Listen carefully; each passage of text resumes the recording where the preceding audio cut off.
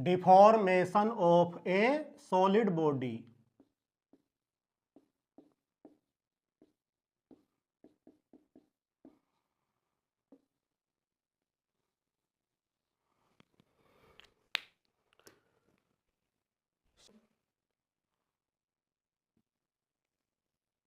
यह एक solid object है या सॉलिड बॉडी है। आप जानते हो सॉलिड बॉडी बहुत सारे पार्टिकल से मिलकर बनी होती है।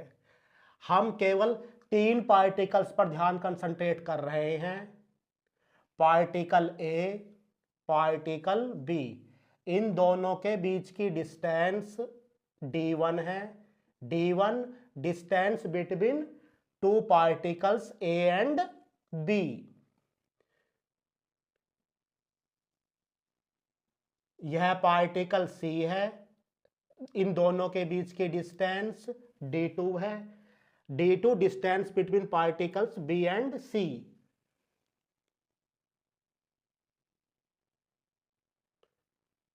ए और सी पार्टिकल्स के बीच की डिस्टेंस d3 है, distance between 2 particles A and सी।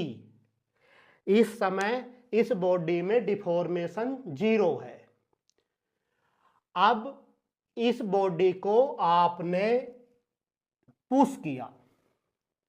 जब आप पुश करोगे तो जो इनकी ओरिजिनल पोजीशन है ए, बी और सी की, ये चेंज हो जाएंगी। अब ए पार्टिकल कहीं यहां पहुंच जाएगा, बी कहीं इधर पहुंच जाएगा, सी कहीं और पहुंच जाएगा। इस तरह से जब आप इस पर इस तरह से दबाएंगे इसको, इस बॉडी को, तो ये पार्टिकल्स बॉडी के क्या हो जाएंगे? डिस्प्लेस्ड हो जाएंगे। इट मींस इन पार्टिकल की रिलेटिव पोजीशंस चेंज हो जाएगी या रिलेटिव लोकेशन क्या हो जाएगी? चेंज हो जाएगी। अब जब वह चेंज होगी तो इन दोनों के बीच की डिस्टेंस d1 यह भी चेंज हो जाएगी, यह भी चेंज हो जाएगी, यह भी चेंज हो जाएगी। साथ ही ये जो एंगल फोर्स लगने से पहले, डिफॉर्मिंग फोर्स लगने से पहले जो एंगल था,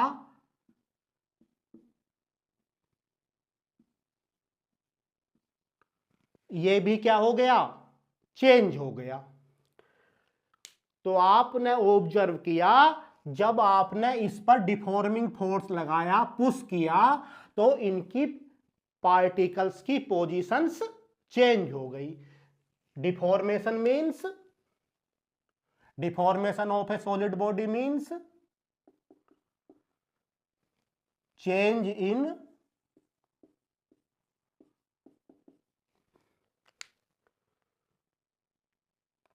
relative positions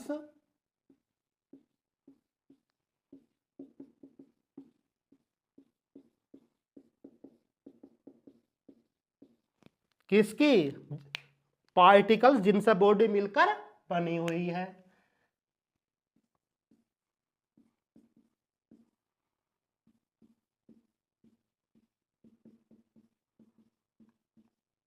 constituent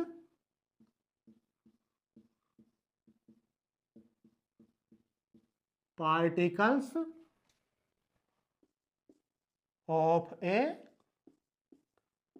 body, या आप कह सकते हो जब इनकी पोजीशन सभी पार्टिकल्स की चेंज हो गई, रिलेटिव पोजीशंस। रिलेटिव पोजीशंस का मतलब है position of particle A with respect to B, position of particle B with respect to C, position of particle A with respect to C. तो यह है रिलेटिव पोजीशंस या locations change हो गई। और जब ये चेंज हो जाएगी तो आप खुद ऑब्जर्व कर रहे हो, इसमें क्या चेंज हो जाएगा? आप कह रहे हो सर जी या तो इसमें चेंज होगा साइज या शेप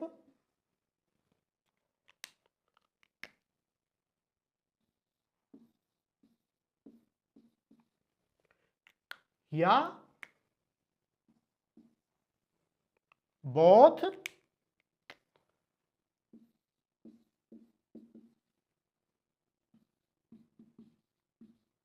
साइज एंड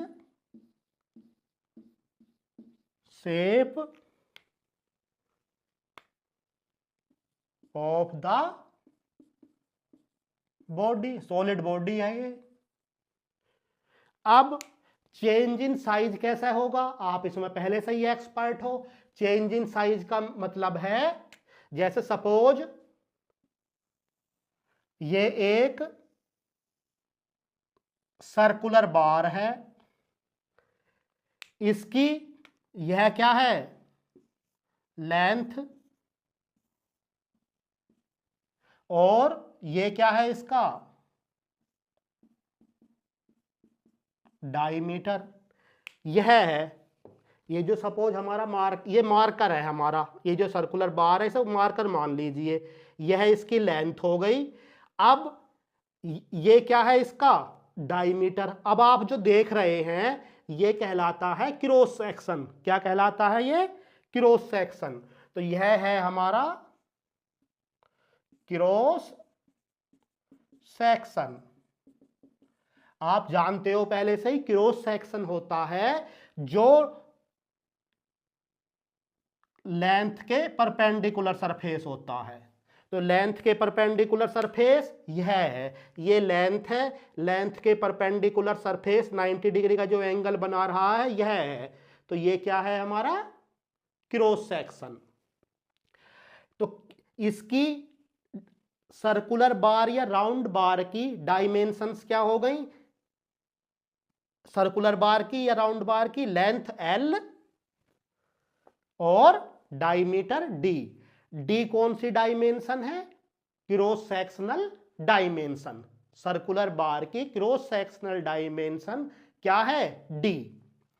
अब सपोज यह बार कैसी है, रेक्टेंगुलर बार है।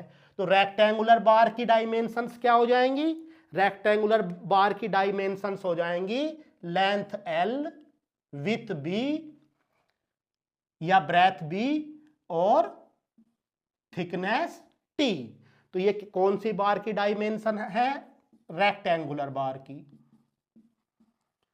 रेक्टेंगुलर बार की। अब आपसे कहा जाएगा इसकी बताइए क्रॉस सेक्शनल डायमेंशंस कौन सी हैं। आप जानते हो सर क्रॉस सेक्शन कौन सा होता है, जो कितना एंगल बनाता है लेंथ से, 90 डिग्री। अब यह हमारी बुक है तो इसकी लेंथ L हो गई। यह भी आप जानते हो इन तीनों डायमेंशंस में जो रिलेशन होता है, लेंथ विथ से बड़ी होती है और विथ थिकनेस से ज्यादा होती है। तो आप खुद कहोगे सर यह इसकी लेंथ है और इस लेंथ के परपेंडिकुलर कौन सा सरफेस है, सर ये सरफेस है लेंथ के परपेंडिकुलर। तो ये जो आप देख रहे हो यह सरफेस है, ये जो सरफेस है ये है ये सरफेस। तो ये क्या कहलाया, क्रॉस सेक्शन। क्यों कहलाया क्रॉस सेक्शन, क्योंकि ये लेंथ से परपेंडिकुलर है सरफेस। तो इसकी क्रॉस सेक्शनल डायमेंशंस कौन सी हो गई, थिकनेस T और विथ B या ब्रेथ B। तो आप इस रेक्टेंगुलर बार का साइज चेंज कैसे होगा, या तो आप लेंथ चेंज कर दो या विथ या थिकनेस T चेंज कर दो। तो it means change in size means change in dimensions of the object. अब इनको एक शब्द से कह सकते हो, डिफॉर्मेशन मींस चेंज इन